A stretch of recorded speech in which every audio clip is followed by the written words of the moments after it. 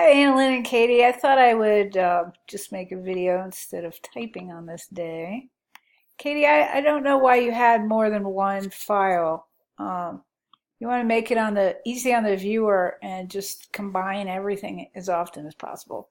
Anyway, okay, who did this one? This is awesome. Katie, did you do this? I love it. I'll have to read about your process, but it's marvelous. So there's a lot of contrast. It's easy to see. The photos or digital files, whatever you did, are very sharp. Oh, it's just super charming. I could see this easily used in an ad for Vancouver or a magazine. I love that you used coins for the little dots. Really great. And even the letter forms are well articulated, they're clear, perfectly spaced. You did an excellent job.